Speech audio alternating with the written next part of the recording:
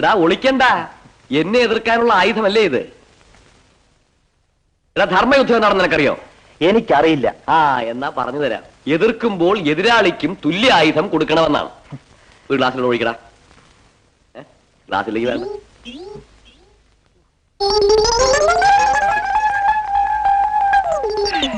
വെള്ളം അല്പം കൂടിപ്പോയി. ഒഴിക്കടാ. എനിക്കല്ല, ഇനി നിനക്ക് വേണ്ടിയാണ് ഒഴിക്കാൻ പറഞ്ഞത്. അച്ഛന്റെ ഈ സ്വഭാവത്തിന് മാറ്റം വരുത്തിയില്ലെങ്കിൽ ഞാൻ എങ്ങോട്ടേലും ഇറങ്ങിപ്പോകും, പറഞ്ഞേക്കാം. എടാ നീ എങ്ങും പോണ്ട, ഞാൻ പറയുന്നത് മാത്രം അനുസരിച്ചാ മതി. ഞാൻ നാളെ തന്നെ പോയി നിന്റെ വിവാഹം ഉറപ്പിക്കാൻ പോവുക. ആ പെണ്ണിന്റെ തന്തയ്ക്ക് കൂടെ കൂടെ ഹാർട്ട് അറ്റാക്ക് വരാറുള്ളതാ. ചാകട്ടെ, എനിക്കെന്താ? എടാ നിന്റെ 10 തലമുറ തിന്നാലും തീരാത്ത സ്വത്തുക്കളാ അവര് സ്ത്രീധനമായിട്ട് നിനക്ക് തരാൻ പോകുന്നത്. ഈ സ്ത്രീധനത്തിന്റെ പേരിൽ സ്നേഹിച്ച പെണ്ണിനെ ഉപേക്ഷിക്കാൻ എന്നെ കൊണ്ട് സാധിക്കില്ല. എടാ അവളെ വെറുതെ ഉപേക്ഷിക്കണ്ട, 5000 10,000 കൊടുക്കാം. അച്ഛൻ സ്ത്രീധനത്തിനെതിരായിട്ട് പ്രസംഗിക്കാറൊക്കെ ഉണ്ടല്ലോ, സ്വന്തം ജീവിതത്തിൽ എന്താ അത് കാണിക്കാത്തത്? എടാ പ്രസംഗിക്കുന്നത് നാട്ടുകാർക്ക് കേൾക്കാൻ വേണ്ടിയിട്ടാണ്, അല്ലാതെ മക്കൾക്ക് വേണ്ടിയിട്ടല്ല. അച്ഛന് നാണോ ഇല്ലല്ലോ ഇതൊക്കെ പറയാൻ? അല്ല, ഇനിയിപ്പൊ നിനക്ക് അവളോട് നേരിട്ട് പറയാൻ വിഷമം ഉണ്ടെങ്കിൽ ഞാൻ പറഞ്ഞ് ഒഴിവാക്കി തരാം. ഏതാ ആ പെണ്ണ്? നാളെ തന്നെ അവളെ ഇങ്ങോട്ട് വിളിച്ചോണ്ട് വാ. ദൈവമേ, എവന്റെ മനസ്സൊന്ന് മാറ്റി കിട്ടണേ.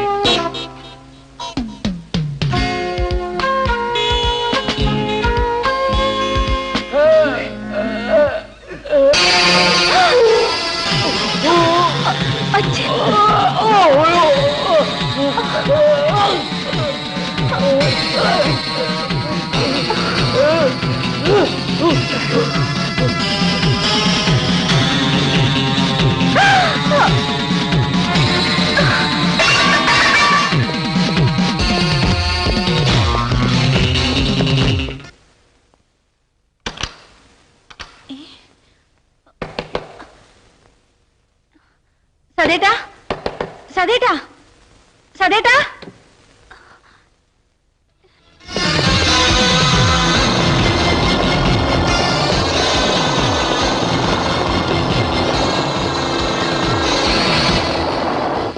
എന്താ രവി, എന്തു പറ്റി? ഇപ്പൊ ഒന്നും ചോദിക്കണ്ട, എന്നെ എത്രയും വേഗം ഇവിടുന്ന് രക്ഷപ്പെടുത്താൻ നോക്ക്.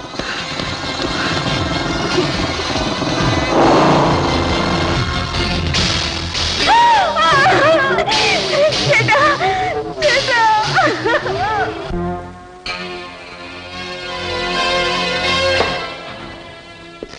നീ എന്താ ഇത്ര ആലോചിക്കുന്നത്?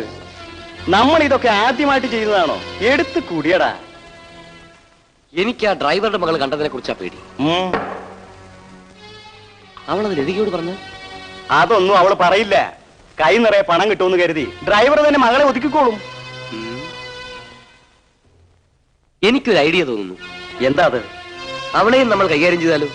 എന്നാ പിന്നെ നിന്റെ ഇഷ്ടം പോലെ ആവട്ടെ. പക്ഷേ ആ കാര്യം നീ ഏറ്റെടുക്കണം. അതിനെന്താ, നീ അവളെ കാണിച്ചതാ. നാളെ ആവട്ടെ. ഓക്കെ. ഇന്ന് ആരും ഇങ്ങോട്ട് വന്നില്ലേ? അകത്തുണ്ട്. എനിക്കൊരു മൂടില്ല. എനിക്ക് നല്ല മൂടാ.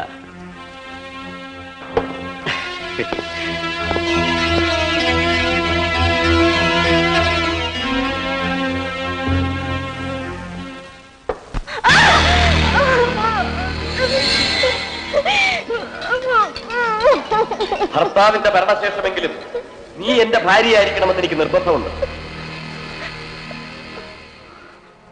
എന്ത് ചെയ്യാം, ഒരു വിധവയെ വിവാഹം കഴിക്കാനായിരിക്കും എന്റെ യോഗം.